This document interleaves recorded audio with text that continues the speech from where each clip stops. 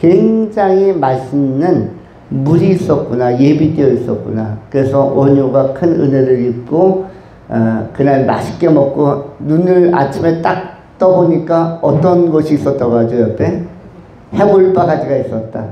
해골바가지에 동굴에서 고여있던 물이 천장에서 떨어져서 그렇게 해서 거기에 고였던 겁니다. 그것을 발견한 순간 소스라치며 놀랐다고 하죠. 그러면서 득도의 길, 구도자의 길을 떠나려고 하다가 집으로 돌아갔다 합니다. 내가 경험하는 것들이 이것이 아무런 의미가 없는 것이구나. 그리고 나 혼자 이 산 쪽에 들어와서 속세를 떠나서 고상한 척 하는 것도 큰 의미가 없구나.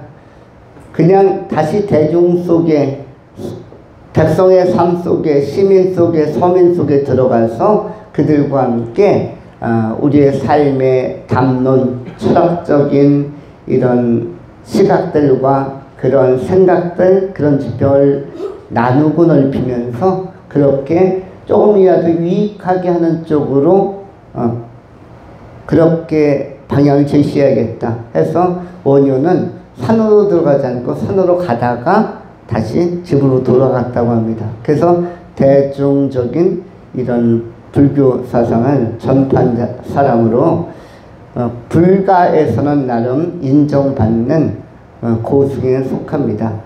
그런데 본문에는 뭐가 나와 있어요? 해골이 나와 있습니다.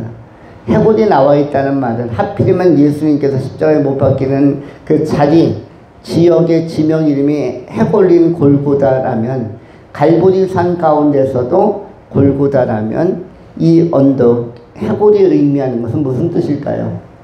해골은 무엇을 지시하는 용어입니까? 해골이 되려면 어떻게 해야 해골을 볼 수 있고 될 수가 있습니까? 어떻게 해골을 볼 수 있고 될 수가 있나요? 여러분 2024년도 여러분 동네에서 해골 본 일이 있습니까?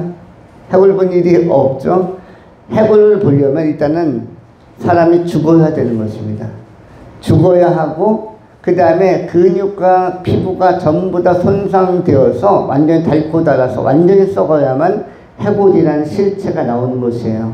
눈알 2개도 썩어서 빠져버리고 녹아버리고 모든 우리의 그 해골을 덮고 있는 이른바 두개골이죠. 이 두개골을 덮고 있는 두통을 덮고 있는 이 근육과 피부 그리고 머리카락 다 빠진 상태에서만 해골을 볼 수 있는데 이것은 뭐다?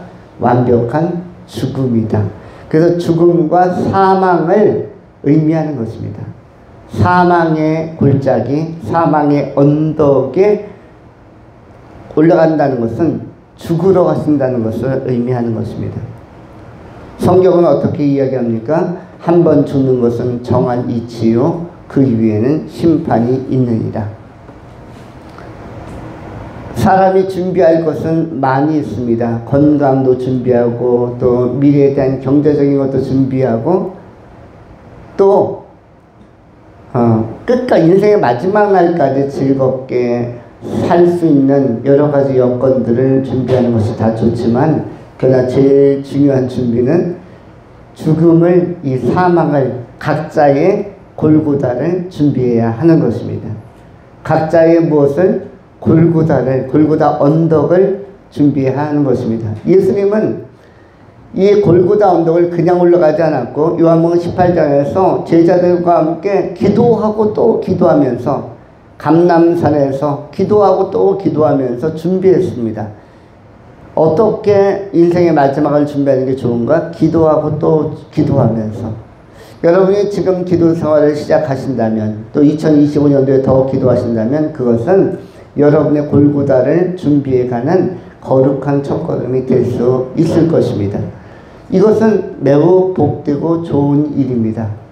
여러분 미래에 좋은 소식이 얼마나 있겠습니까? 있을 수도 있고 있지 않을 수도 있습니다. 그러나 있을 수도 있고 있지 않을 수도 있는 이런 밋밋한 것에 아주 효과적이고 그리고 변수와 그리고 플러스 알파의 요소로 작용하는 것은 기도하는 삶인 것입니다.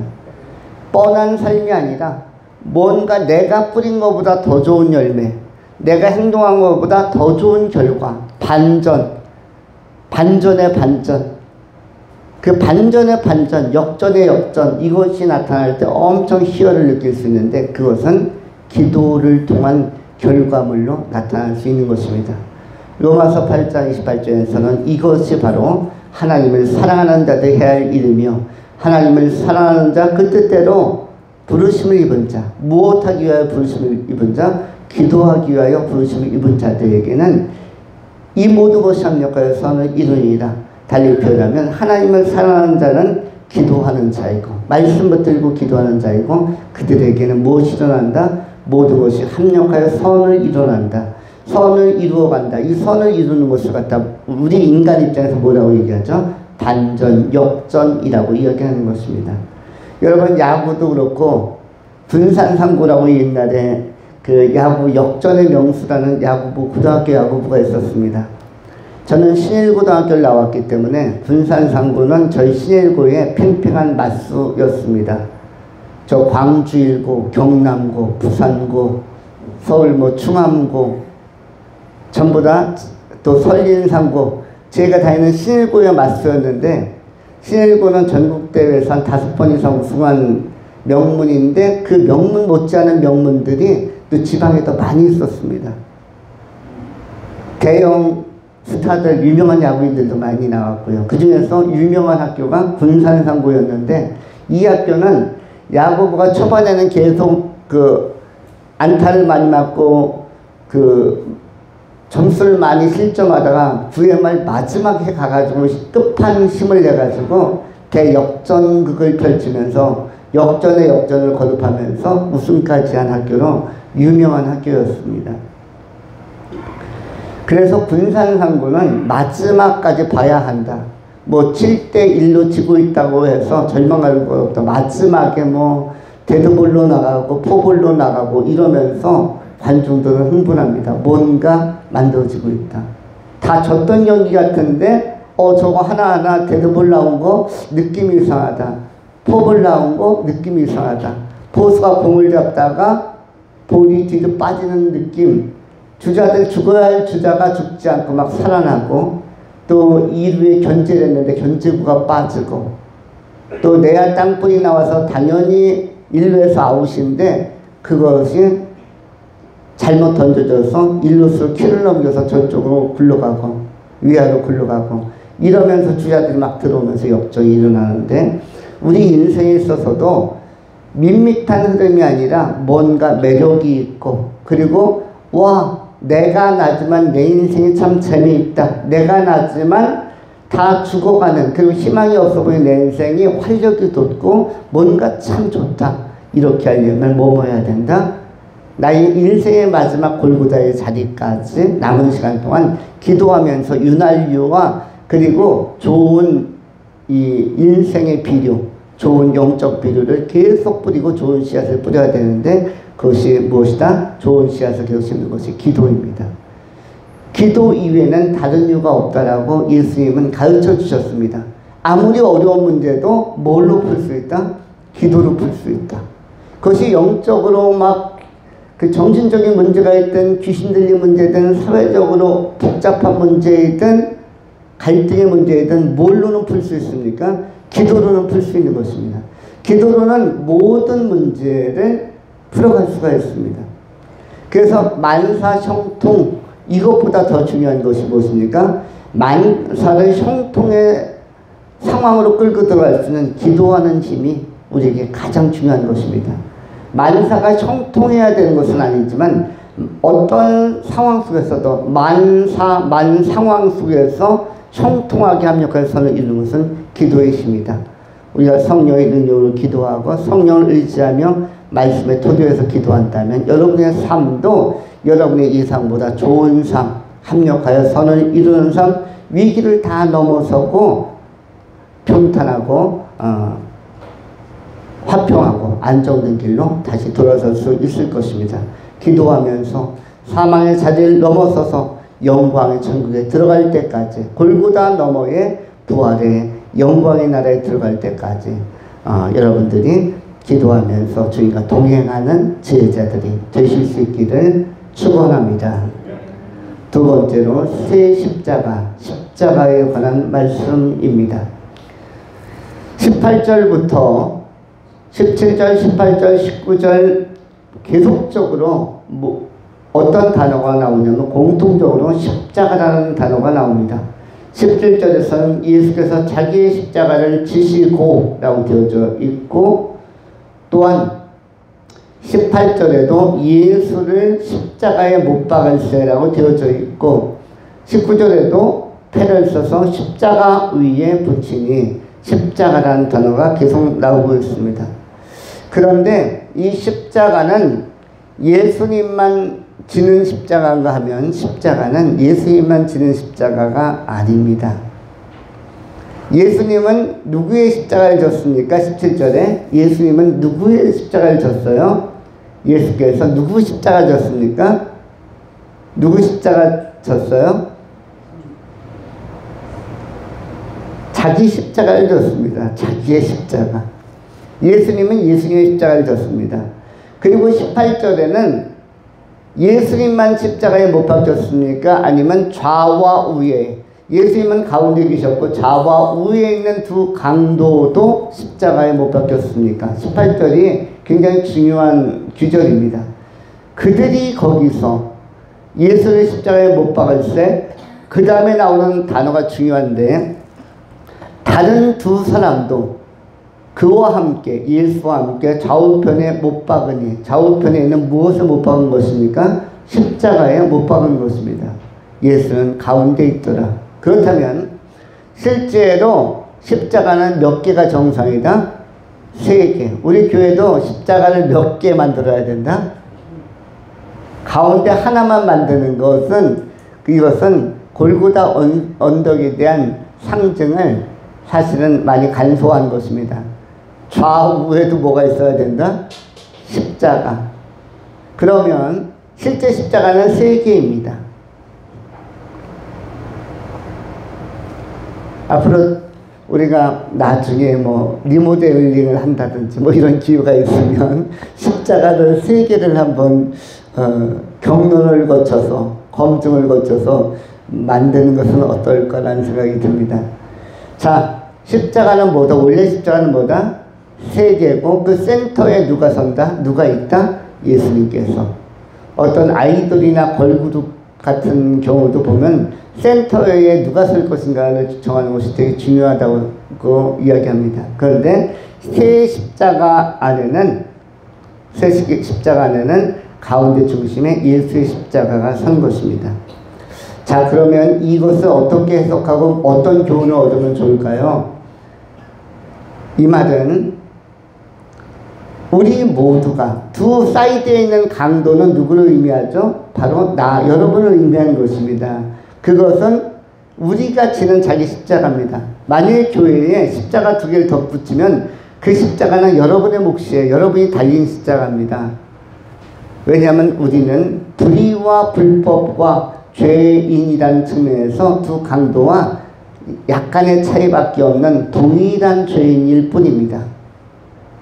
그들은 그 당시에 들킨 죄, 주목받는 현저하게 드러난 죄 때문에 죄명으로 기소되어서 십자가에 달린 것이고 자기 형벌을 받는 것이고, 우리 또한 우리가 지은 모든 죄들, 우리의 생각이든 행위든 언어든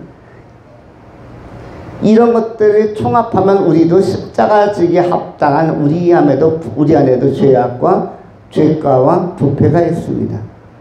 그래서 우리도 역시 십자가를 져야 되는데, 그래서 우리도 가야 할 곳은 골고다입니다. 인생은 한 가지로 모두가 부패했기 때문에, 인간은 모두 다 치우쳐 있고 모두 죄인이기 때문에 골고다, 죽음의 자리, 사망의 자리로 가는 것입니다. 중요한 것은 가운데 있는 예수님의 십자가가 없이 두 강도만 달리는 이 십자가 처형의 상태라면 의미가 없는 것입니다. 왜냐하면 두 강도는 죽을 능력은 있으나 살아날 능력, 부활할 능력이 없기 때문에 의미 없는 형벌로서의 십자가로 끝나는 것입니다. 십자가는 원래는 뭐라고 얘기했죠? 원래는 십자가가 뭐다? 원래는 뭐다? 형틀입니다. 형틀. 여러분, 교수형 달린 사람은 교수형 달린 이 밧줄을 금의 모양으로 만들어서 자녀들이 목걸이로 하고 다니지 않을 것입니다. 그렇죠?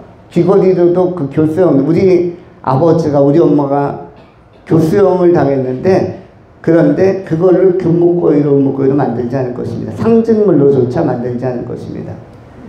또 총사령 당한 사람, 군사적으로 어떤 반란이나 어떤 큰 잘못을 해가지고 그 큰 문제를 일으킨 군인들은 무슨 형을 보통 당하죠?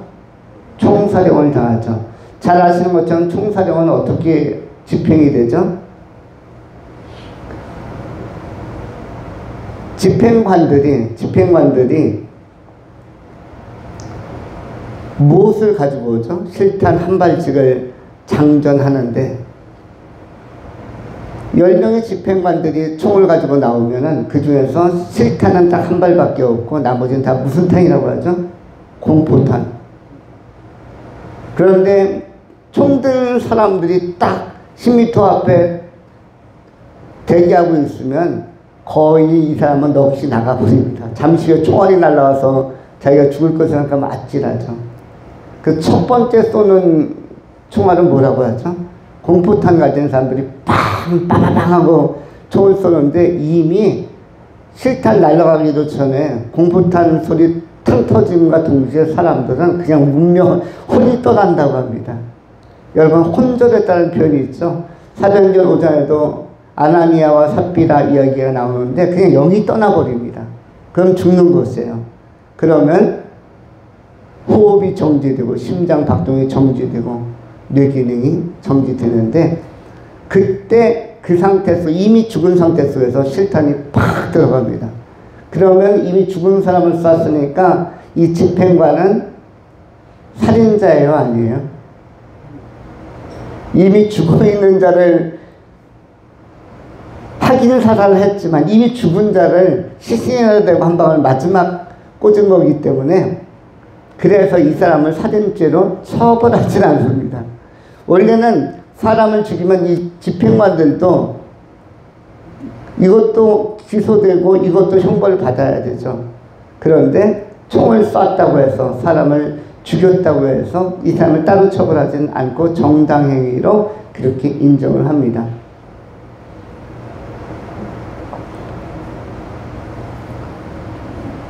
이럴 때 만일 우리 부모님이나 우리의 아주 절친이 그렇게 총사령을 당했을 때 총을 갖다가 이렇게 모양과 장식으로 만들지 않는 것처럼 십자가도 원래는 이렇게 고상하게 목에다 걸고 다니거나 귀걸이로 걸고 다니는 그런 유형의 장식물이 아니라는 사실은 알고 있어야만 합니다. 십자가 목걸이를 할 수는 있겠으나 그러나 이것은 예수님의 십자가의 의미를 새기려고 하는 측면에서 할 수는 있지만 그러나 원래적으로는 그냥 안 해도 된다. 그냥 뭐 다른 그냥 일반 뭐 그냥 이렇게 라운드형의 그냥 목걸이 해도 좋다. 십자가는 의미를 새겨야만 할 수 있는 목걸이이다. 그리고 이것은 원래는 무엇이다? 형틀이다. 형틀이다. 그리고 이 십자가는 누구도 피할 수 없다. 아무도 피할 수 없다. 그래서 두 강도의 십자가는 누구의 몫이다? 나와 여러분의 몫이요 나와 너의 몫인 것입니다. 이것은 내 십자가입니다. 내 죄 때문에 내가 지는 십자가입니다. 인생에서 조금은 고달픈 일이 있습니다. 여러분들 살다 보니까 인생이 조금 피곤할 때도 있고 고달플 때도 있고 고민될 때도 있고 괴로울 때도 있죠. 잘 안 풀릴 때도 있습니다. 이것은 지금 또 사망의 자리에 가면 죽음의 임박한 속에서 약간 두려움이 느껴질 수도 있고 염려가 생길 수도 있습니다. 이것도 전부 다 내 십자가다. 내 몫의 십자가다. 이렇게 이해하시면 좋습니다. 그렇구나. 내가 십자가를 질 수밖에 없구나. 예수님께서는 뭐라고 말씀하셨습니까? 누구든지 아버지께로 가는 자, 또 누구든지 하나님께로 가는 자는 무엇을 지구라고 나와 있습니까?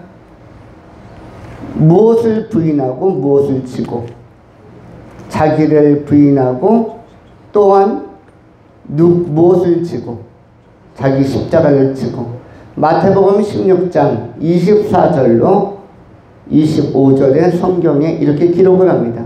이에 예수께서 제자들에게 이르시되 아무든지 나를 따라 오려거든 자기를 부인하고 자기 십자가를 지고 나를 쫓을 것이니라. 누구든지 제 목숨을 구하고자 하면 잃을 것이요 누구든지 나를 위하여 제 목숨을 잃으면 찾으리라. 24절에 자기를 부인하고 자기 십자가를 지고 나를 쫓을 것이니라. 우리 인생은 십자가를 지고 예수를 따르는 인생, 예수님을 쫓는 인생이라고 할 수가 있습니다. 십자가 안 지고 예수님을 따를 수는 없습니다. 그래서 복음과 함께 고난도 있는 것이고, 여러분들도 누구를 전도해 보려고 하는데 잘 안 될 때도 있고, 오히려 핍박과 모욕과 멸시와 비난을 받을 때도 있고, 또 고통을 받을 때도 있습니다. 이것도 전부 다 복음과 함께 고난을 받는 것에 해당하는 성서적인 반응이라고 볼 수가 있습니다. 우리에게는 십자가가 다 있는 것이에요. 저에게도 십자가가 있습니다. 십자가 없는 사람은 없습니다. 어떤 곳에 있는 사람, 어떤 지역에 사는 사람, 그것이 대한민국이든 북한이든 중국이든 미국이든 프랑스든 아프리카든 아르헨티나든 어디에 살든 파라과이든 캐나다든 거기 사는 사람들도 자기 십자가를 다 지고 있습니다. 그래서 인간은 실존적으로 상황적으로 다 고민도 있고 고난도 있는 것입니다. 그것을 넘어설 수 있는 힘을 우리 하나님께서 주시기 때문에 또 넘어갈 뿐입니다. 자기 십자가를 진다고 해서 거기서 바로 죽는 게 아닙니다. 십자가를 지고 쫓아가고 십자가를 짚고 걸어가고 십자가를 지고 또 살아가고 있기 때문에 십자가 진 상태로 또 살아가는 것이며, 또한 성령의 위로 안에서 또 교회 공동체의 위로 안에서 좋은 관계성 안에서 또 우리는 충전받고 끝까지 완주할 수 있는 것입니다. 우리는 성경을 통해서 또 한 가지 중요한 의미를 파악할 수가 있는데, 그것은 무엇이냐면, 성경은 십자가가 결국 죽음과 사망을 의미한다면, 그러나 한 번 죽는 것은 정한 이치이지만, 자기 십자가를 지고 한 번 죽는 것은 정한 이치이지만, 그러나 그 이후에는 심판이 있다고 말씀합니다. 동시에 갈라디아서 2장 20절에서는 우리가 어떤 존재이냐면, 예수 믿는 성도는 예수와 함께하는 존재라는 사실을 아주 명료하게 밝혀주고 있습니다. 갈라디아서 2장 20절에 내가 그리스도와 함께 십자가에 못 박혔나니 그런즉 이제는 내가 산 것이 아니요 오직 내 안에 그리스도께서 사신 것이라. 내가 이제 육체 가운데 사는 것은 나를 사랑하사 나를 위하여 자기 몸을 버리신 하나님의 아들을 믿는 믿음 안에 사는 것이다. 내가 그리스도와 함께 십자가에 못 박혀 죽었다라고 선언합니다. 바울의 해석이 이렇습니다. 우리는 그리스도와 함께 십자가에 못 박혔습니다. 그런데 중요한 것은 모든 인간은 자기 십자가를 진다고 했는데, 그런데 왜 자기 십자가를 졌음에도 불구하고 구원받지 못하는 사람이 있고 구원받는 사람이 있습니까? 자기 십자가를 졌음에도 불구하고 두 강도 중에 한 강도는 구원을 받았고, 자기 십자가 분명히 졌는데 한 강도는 구원을 받지 못했습니다. 그러면 십자가를 지는 것이 문제가 아니라 인생에서 고난과 고통과 고민이 따르는 것이 그게 중요한 게 아니라, 십자가를 진 자 가운데에도 십자가는 공통적으로 다 진다. 골고다 언덕에 들어가는 사람은 다 십자가 지는데, 십자가 진 사람 중에서 한 사람은 한 사람은 구원받지 못했습니다. 한 사람은 오늘 네가 나와 함께 낙원에 있으리라, 이렇게 구원 선언을 받았습니다. 그러면 같이 십자가를 졌는데 탈락자는 누구이며 구원받는 자는 누구입니까? 갈라디아서 2장 20절에 답이 나와 있습니다. 이제 내가 육체 가운데 사는 것은, 내가 십자가 진 상태로 더 사는 것은 나를 사랑하사 나를 위하여 자기 몸을 버리신 하나님의 아들 예수를 믿는 믿음 안에 사는 것이다. 하나님의 아들을 믿는 믿음 안에 사는 것, 이것이 중요한 것입니다. 믿음 안에 사는 것. 자기 십자가를 지는 것은 보편적인 것이지만 믿음을 가졌느냐 믿음을 갖지 않았느냐가 중요하고, 가운데 계신 예수의 십자가는 옆 사이드에 있는 강도들의 십자가와는 질이 다른 것입니다. 왜냐하면 사이드에 있는 이 두 강도, 보편적 인간의 십자가는, 죽음은 자기 죄 때문에 죽는 것이에요. 자기 죄 때문에 죽는 것입니다. 너는 흙이니까 흙으로 돌아가는 것입니다.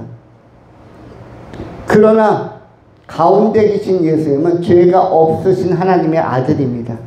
우리와 같은 죄를 가지고 돌아가신 분이 아니라 우리의 죄를 대속해 주시기 위하여 피를 흘리고 계신 것이기 때문에 이 대속하신 예수를 믿는 자들에게 구원이 임하는 것입니다.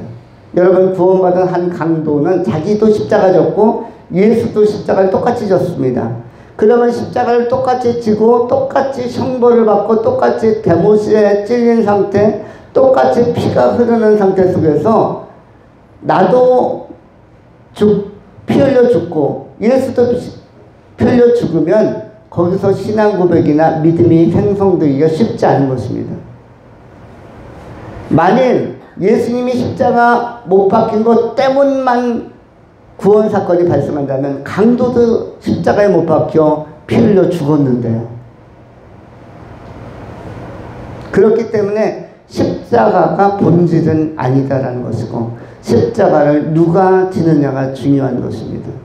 죄 없으신 하나님의 아들 메시아 예수 그리스도께서 피 흘리신 것, 그것이 의미가 되어서 같이 죽어가는 한 강도가 자기도 피 흘리고 대못을 바치면서 똑같이 십자가 같은 형태의 못 박힌 상태 속에서 고백을 하는 것입니다. 중요한 것은 십자가는 누구나 보편적으로 다 지는 것이로되 무엇이 있어야 된다? 믿음이 중요하다. 왜냐하면 부활은 누구만 하니까 세 십자가가 있었지만 두 강도는 부활이 없었고, 누구에게는 부활이 있습니까?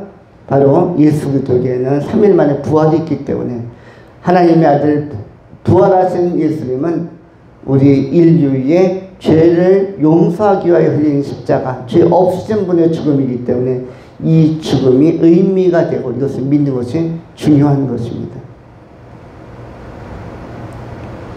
그래서 예수 그리스도의 보배 피의 의미, 십자가의 의미가 질이 다르고 격이 다르다는 것과, 그리고 그것을 믿는 자들에게 부활이 임한다는 것, 부활에 참여할 수 있다는 것을 우리가 상고하면서 우리가 남은 시간 동안 이제 내가 육체 가운데 사는 것은, 내가 이제 조금 더 새해를 맞이하고 20년, 30년, 40년 더 살아보려고 하는 것은 나를 사랑하시는, 나를 위하여 자기 몸을 버리신 하나님의 아들 예수를 믿는 믿음 때문에 사는 것이다. 남은 시간 동안 또 새해를 맞이하고 앞으로 여러분이 더 장수하고 살 수 있는 삶의 근거는, 동력은 예수 믿는 믿음 안에 있다는 사실을 꼭 기억하면서 이전보다 올해보다 내년에 예수 믿는 신앙생활을 더 잘하고 예수 그리스도의 구원과 부활에 참여하는 천국 백성들이 되실 수 있기를 축원합니다. 마지막 세 번째로 왕의 왕입니다. 오늘 본문 말씀 요한복음 19장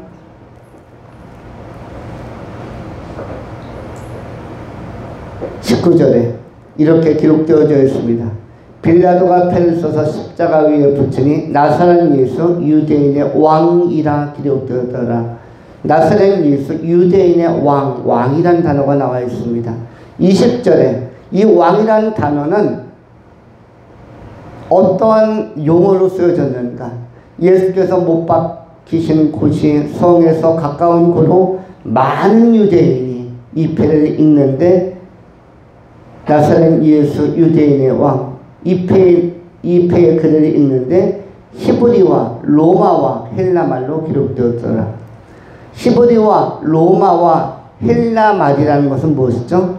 원래는 그냥 유대인의 용어 내지는 로마의 용어로만 쓰면 되는데 왜 히브리, 로마, 헬라 이른바 라틴어, 헬라어, 히브리어 이게 다 동원되는 것이죠. 이건 뭘 의미하려고 하는 거죠?